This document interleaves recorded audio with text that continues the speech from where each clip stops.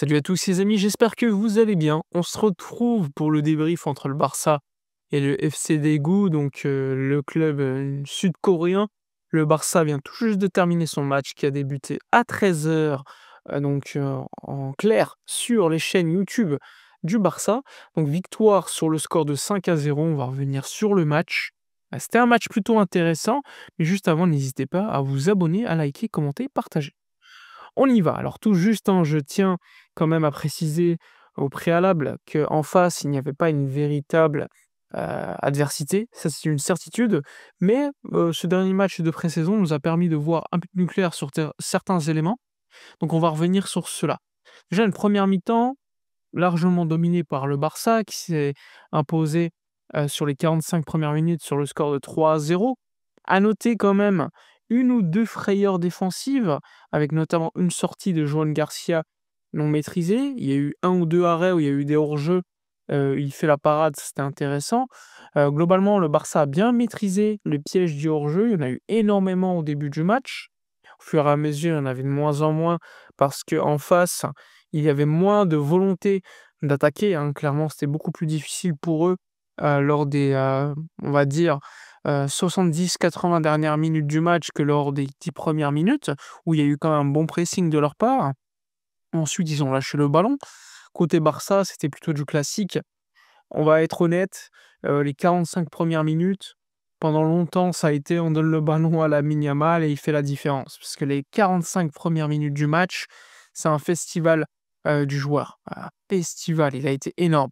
Il passait quasiment tout le temps, toujours les bonnes décisions, les dribbles franchement impressionnants. Il y a eu deux trois frappes, dont un piqué où ça passe pas très loin. On peut juste noter le manque d'efficacité devant les cages pour Lamine Yamal. Mais globalement, sur la première mi-temps, c'est un festival de sa part. 7 dribbles réussis, une passe décisive pour le but de Gavi qui arrivera assez rapidement. Donc festival, hein, de Lamine.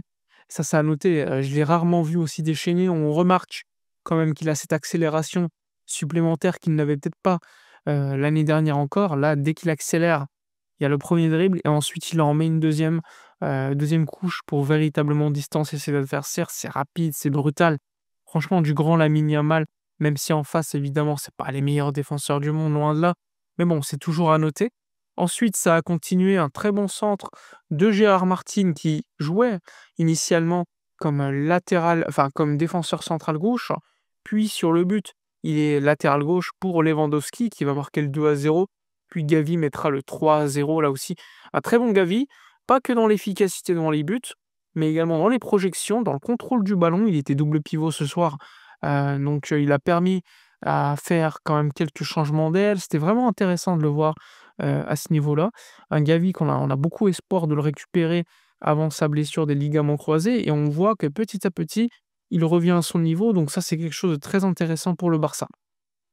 Sinon à noter sur la première mi-temps, pas grand-chose. Peut-être à noter, la défense centrale qui par moments, je la trouve un peu en difficulté. Bon, c'était une défense centrale composée de Gérard Martin et Ronald Araujo. Baldé qu'on n'a pas suffisamment vu, Baldé qui a un petit peu de mal je trouve lorsqu'il a le ballon dans les pieds, il a tendance à profiter, de sa vitesse, donc c'est plutôt positif, mais parfois il se repose trop sur la vitesse pour, tout simplement être plus intéressant dans le dernier tiers par les centres et cetera, donc ça c'est un point négatif. Et aussi Rafinha qui aurait pu mettre un ou 2 buts. Franchement, il croque énormément. Il y a 2 passes décisives de Lamine Yamal, qui sont des centres parfaits où ça passe véritablement pas loin des buts. Il doit faire mieux. Après Rafinha fait une excellente passe décisive à Gavi sur le troisième but, où là on le retrouve entre les lignes très bon. Mais bon, ça peut être beaucoup mieux dans l'efficacité devant les buts, hein. On aurait pu en mettre 5 en première mi-temps, ça fait que 3-0. Ensuite, en seconde mi-temps, le Barça va faire quand même, tourner énormément. Tous les joueurs vont sortir. Ça va nous permettre de voir, notamment Tony Fernandez, Marcus Rashford, Christensen, Quesado, Pedri avec le brassard, Cubarsí, Chesney qui est passé au but à la place de Joan Garcia. D'ailleurs, il sera une fois de plus remplacé, Chesney, par Kochen. Donc ça, c'était aussi, pour Flick, l'occasion de donner du temps de jeu à un jeune. Il y avait Bardakji, qu'il faut appeler comme cela désormais parce qu'il en a parlé sur la chaîne YouTube du Barça. et Dani Olmo qui a fait une excellente rentrée, Eric Garcia aussi, Geoffrey Torrens. Bref, globalement, un Barça en seconde mi-temps peut-être moins spectaculaire, mais tout aussi, intéressant. Même si on l'a remarqué, en attaque, il y avait peut-être cette volonté des joueurs individuellement de faire la diff, peut-être pas forcément toujours collectif, mais globalement, c'était beau à voir jouer, sur certaines séquences, notamment le 4-0 avec Rashford, Dani Olmo et Tony Fernandez. Ça, c'était véritablement une bonne action très rapide où Dani Olmo, on l'a vu, un très, très grande rentrée de sa part. Ensuite, le cinquième et dernier but du match, c'est Marcus Rashford qui va le mettre sur un bon décalage de Rooney Bardghji pour Eric Garcia qui va centrer pour Rashford, qui va mettre le premier but de sa carrière au FC Barcelone lors d'un match amical. Donc c'était plutôt cool de voir cette équipe. Déluge, en seconde mi-temps, donc ça, c'était pas forcément le top parce que le Barça ne pouvait pas forcément en profiter pour mettre, on va dire, son jeu pleinement, en place. Mais bon, ça nous a permis quand même de voir un bon Barça. Le point négatif, c'est la sortie à la fin du match de Pau Cubarsí, touché, au tibia. Alors il faut savoir que pendant quelques minutes avant, il se touchait déjà le tibia après un coup reçu. Donc est-ce que c'est une blessure musculaire ou est-ce que c'est un coup? On verra bien lors des prochaines heures. Je vous invite à suivre, la chaîne, la page Twitter de Actualité Barça pour suivre particulièrement cette information. Donc espérons que ce soit pas grave.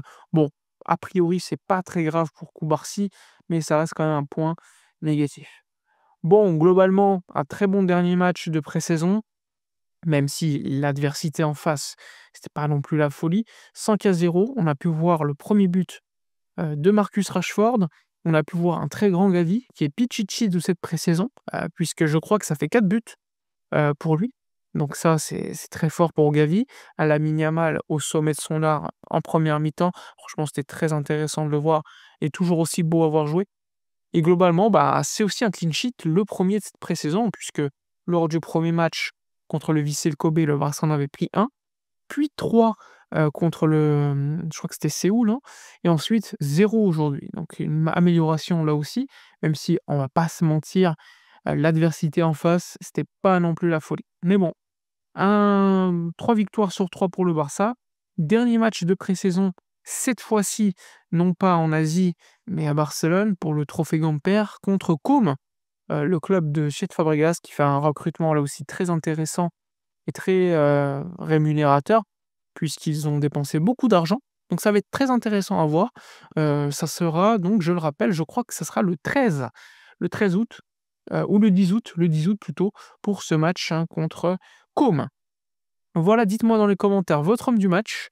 Likez, commentez, partagez. Moi, je vous dis à la prochaine et d'ici là, comme d'habitude, portez-vous bien.